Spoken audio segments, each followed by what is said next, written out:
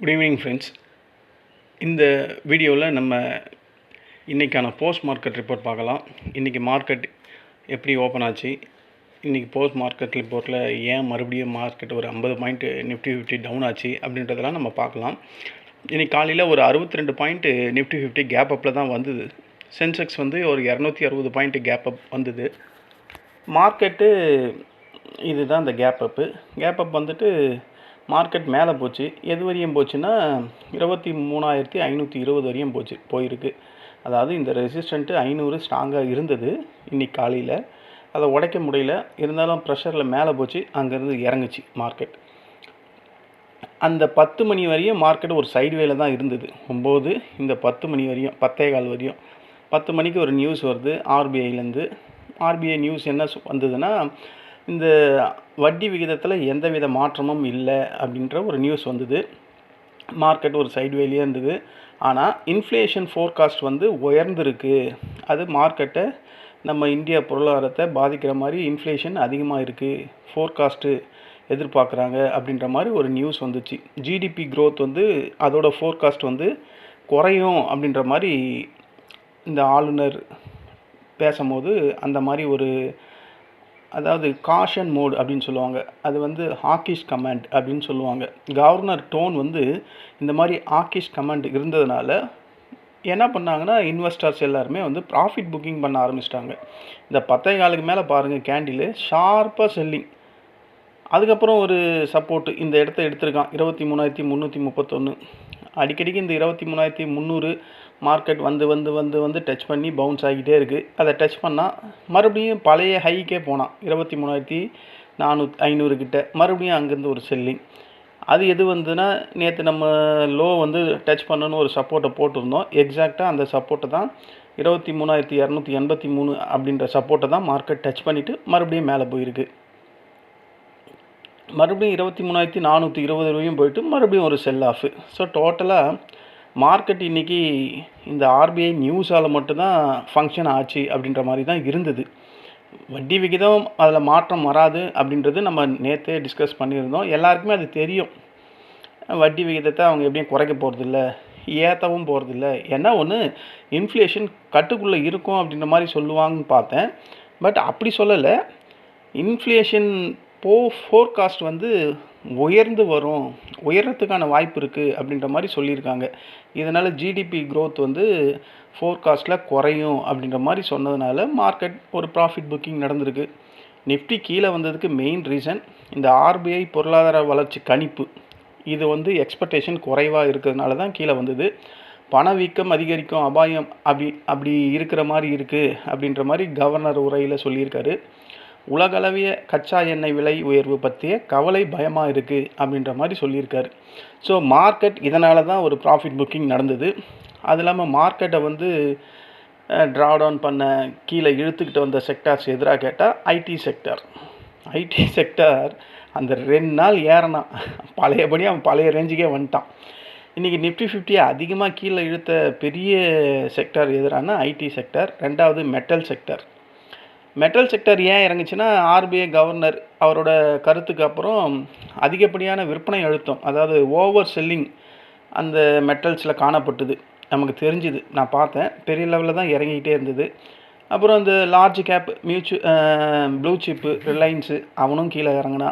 Reliance industry போன்ற heavy weight பங்குகள்லாம் Nifty 50 சென்செக்ஸில் இருக்குது. அது வந்து ஹெவி வெயிட் அதிகம். அது சரிஞ்சால் என்ன ஆகும், இண்டெக்ஸு பெரிய லெவலில் கீழ் நோக்கி வர்றதுக்கு தான் வாய்ப்புகள் அதிகம். அதனால தான் மார்க்கெட் நேற்றோட லோவே 23,283 மறுபடியும் டச் பண்ணியிருக்கான். நான் அந்த சப்போர்ட் போட்டிருந்தேன், அதை உடைச்சிருந்தான் பார்த்தேன். இன்றைக்கி நான் உண்மையாலுமே எக்ஸ்பெக்டேஷன் பண்ணது என்னென்னா 23,300க்கு கீழே க்ளோஸ் ஆகும் அப்படின்ற மாதிரி தான் நான் ஃபீல் பண்ணேன்.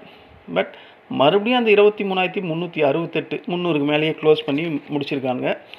மார்க்கெட்டை சப்போர்ட் பண்ண செக்டார் எதிரான்னு பார்த்தா இந்த பேங்கிங் செக்டார் தான். ஏன்னா ரெப்போ ரேட்டு இன்க்ரீஸ் பண்ணலை. அதனால் பேங்க் செக்டார்ஸ் எல்லாம், பேங்க் பங்குகள்லாம் ஓரளவுக்கு சப்போர்ட் பண்ணியிருக்கு இன்றைக்கி மார்க்கெட்டில். இன்றைக்கி பேங்க் நிஃப்டி நம்ம பார்த்தோம்னா அவன் பாருங்கள் பாசிட்டிவில் தான் க்ளோஸ் ஆகிருக்கான் 188. ஏன்னா வட்டி விகிதத்தில் எந்தவித சேஞ்சஸ் இல்லை அப்படின்னும் போது இது பேங்க்குகள்லாம் ஒரு பாசிட்டிவான நியூஸு. குறிப்பாக இந்த பிஎஸ்சி பேங்க்கு, ஃபினான்ஷியல் ஸ்டாக்கு இதெல்லாம் பாசிட்டிவாக இருந்தது. அதனால் பேங்க் நிஃப்டி இன்றைக்கி பாசிட்டிவில் முடிஞ்சுது. பேங்க் நிஃப்டி பாசிட்டிவில் இருந்தாலும் நிஃப்டி 50 மைனஸில் தான் முடிஞ்சிருக்கு 50 பாயிண்ட்டு. அப்போது நிஃப்டி 50ல் என்ன மாதிரி செல்லிங் ப்ரெஷர் இருந்தது அப்படின்றத நம்ம ஈஸியாக இங்கே புரிஞ்சிக்க முடியுது. ஓகேங்களா? ஏன்னா பேங்க் நிஃப்டி எப்போவுமே பாசிட்டிவில் முடிஞ்சால் நிஃப்டி 50யும் பாசிட்டிவில் தான் முடியும். அதிகப்படியாக இப்படி தான் நடக்கும்.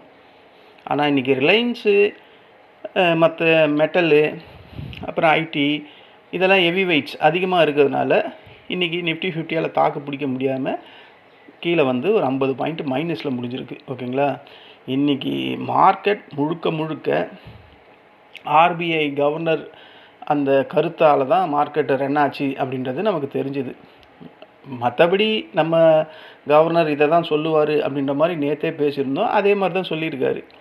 என்ன ஒன்று, ஃபோர்காஸ்ட் வந்து ஜிடிபி க்ரோத்து குறையும் அப்படின்றதுனால மார்க்கெட் இறங்கிடுச்சு.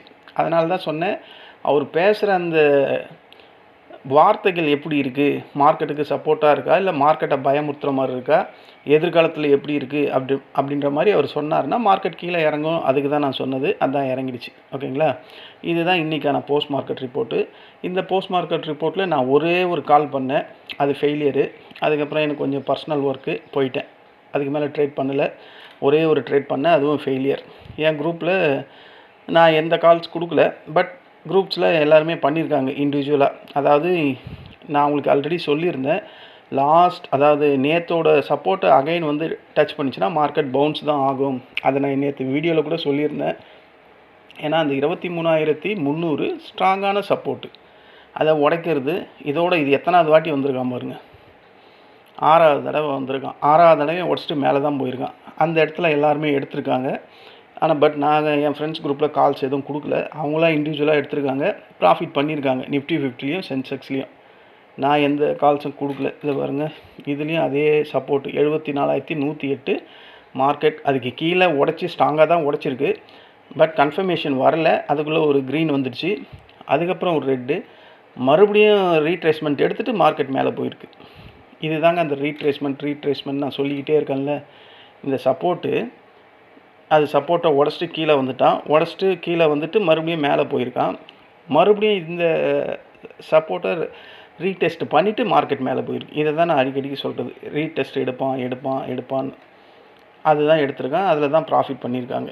இதுதான் இன்றைக்கி நிஃப்டி 50லேயும் சென்செக்ஸ்லேயும் நடந்த போஸ்ட் மார்க்கெட் ரிப்போர்ட்டு. மார்க்கெட் எல்லாமே வந்து எல்லா வேர்ல்டு மார்க்கெட்டும் எப்படி இருக்குன்னா, இப்போ நடக்கிற எஃப்டிஎஸ்சி 43 பாயிண்ட் ப்ளஸில் இருக்குது, சிஎஸ்சி 50 பாயிண்ட்டு, டேக்ஸு 66 பாயிண்ட்டு, மற்ற எல்லா இண்டெக்ஸுமே ஃபால். ஓகேங்களா? ஏன்னா பிரெண்ட் க்ரூட் ஆயில் வந்து நேற்று வந்து 97 சம்திங் இருந்தது. பட் பிரெண்ட் க்ரூட் ஆயில் காலையிலலாம் நல்லா கம்மியாக இருந்துச்சு, 93.80 அந்த ரேஞ்சில் இருந்தது காலையில். அதனால தான் நமக்கு ஒரு கேப் அப்பு. அது இல்லாமல் நேற்று யூஎஸ் மார்க்கெட் எல்லாம் பாருங்கள், 874 பாயிண்ட்டு டவ் 30, S&P 30, இவன் நாஸ்டாக் மட்டும் 23. இது ஏதோ ஒரு அந்த ரிசல்ட் வந்த ப்ராப்ளத்தால் டெக் ஸ்டாக்கோட ரிசல்ட் சரியில்லை, அதனால் மார்க்கெட் இறங்கியிருக்கு. இன்றைக்கி பார்த்தாலும் சரியில்லை. இன்றைக்கி 309 மைனஸில் இருக்கான். இப்போது மணி 5 ஆகுது. நாஸ்டாக் ஃபியூச்சர் வந்து 300 பாயிண்ட்டுக்கு மைனஸில் இருக்குது. டவ் ஃபியூச்சர் 68 பாயிண்ட் இருக்குது. எனக்கு தெரிஞ்சு இன்றைக்கி யூஎஸ் மார்க்கெட் 7 மணிக்கு இன்றைக்கி ட்ரேட் ஆகும். ட்ரேட் ஆச்சுன்னா எனக்கு தெரிஞ்சு ப்ராஃபிட் புக்கிங் இன்றைக்கி வர்றதுக்கு வாய்ப்பு அதிகமாக இருக்குது. அகைன் நமக்கு திங்கட்கிழமை ஒரு கேப் டவுன் ஓப்பனிங் வரலாம் அப்படின்ற மாதிரி நான் ஃபீல் பண்ணுறேன். ஏன்னா இன்றைக்கி வெள்ளிக்கிழமை. அது இல்லாமல் யூஎஸ் மார்க்கெட்லாம் நம்ம பார்த்தோன்னு வச்சிங்களேன், அவனோட மார்க்கெட் பாருங்கள் எல்லாமே ஆல் டைம் ஹையில் தான் இருக்குது. இது வந்து டவ் ஜோன்ஸு 51,567 இருக்கான். அவன் நேற்று வந்தான், 50,492 டச் பண்ணுவான்னு பார்த்தேன், பண்ணலை. பாதி தூரம் வந்துட்டு மேலே போயிட்டான்.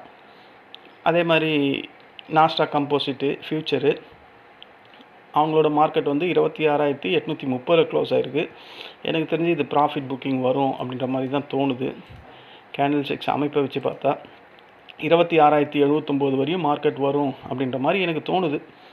பார்க்கலாம்.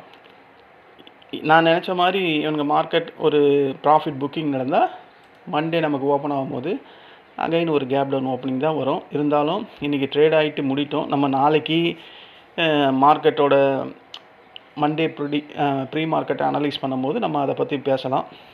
இப்போதைக்கு என்னுடைய கருத்து மட்டும் ப்ராஃபிட் புக்கிங் யூஎஸ் மார்க்கெட்டில் வரும் அப்படின்ற மாதிரி தோணுது. இதுதான் ஃப்ரெண்ட்ஸ் இன்றைக்கான போஸ்ட் மார்க்கெட் ரிப்போர்ட்டு.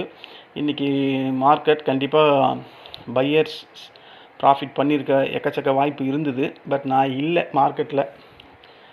அதனால் இன்றைக்கி ஒரு காலையிலேயே அந்த ட்ரேடை பண்ணேன். 9:45 என்னமோ பண்ணேன்.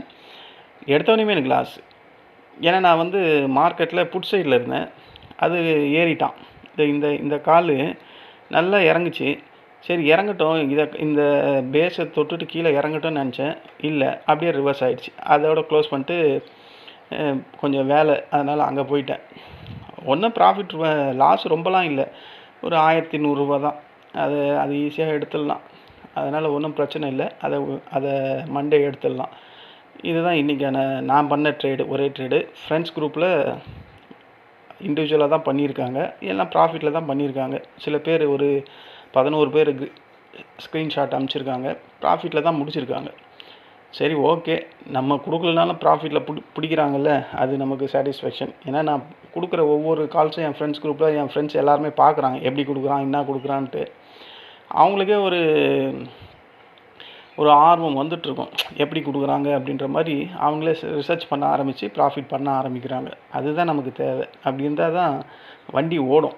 நம்மளையே டிபெண்ட் பண்ணியிருந்தால் அது வேலைக்கு ஆகாது. இதை பாருங்கள், இன்றைக்கி நம்ம எதுவுமே கொடுக்கல, இருந்தாலும் ப்ராஃபிட், ஃபஸ்ட் கிளாஸாக ப்ராஃபிட்.